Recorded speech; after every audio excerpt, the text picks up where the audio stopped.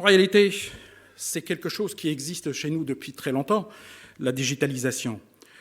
Mais ce qui fait la particularité chez nous, c'est plutôt le type d'activité qu'on fait. C'est-à-dire que quand vous regardez les parcs à thème, les attractions, c'est beaucoup plus d'informations qu'il n'y paraît ici. C'est-à-dire que quand on regarde ici, dans un projet classique, vous avez le construit avec ses corps d'état classiques.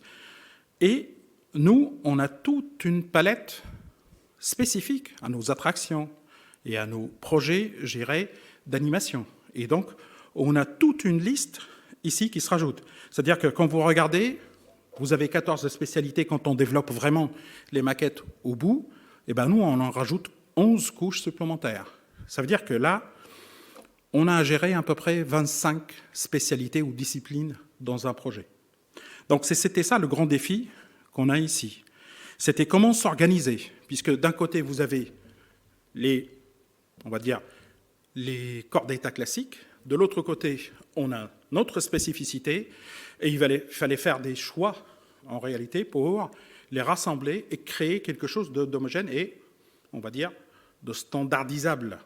Et on commence à ramasser des corps d'état et dire, ces choses-là font ensemble, dans ce cas-là, on va faire juste une maquette pour les voir. Bon, ceci dit, comme vous pouvez le voir, on n'est pas à gérer 2 ou 3 maquettes à la fois, on va aller très loin dans la composition.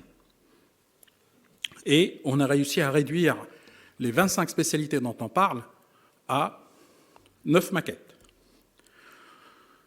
Avec la possibilité toujours d'avoir une maquette de coordination qui rassemble l'ensemble de ces maquettes pour pouvoir juger l'évolution de notre projet.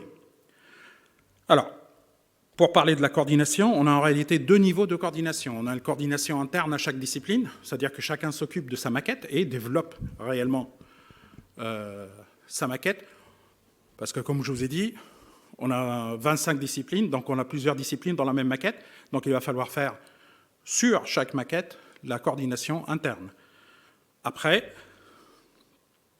la deuxième phase on va dire, de coordination, là on va rassembler les différents corps d'état qui nous intéressent et on commence déjà par le bâti, et donc avec la structure et l'archi, et après on vient rajouter les autres maquettes et les autres disciplines ici.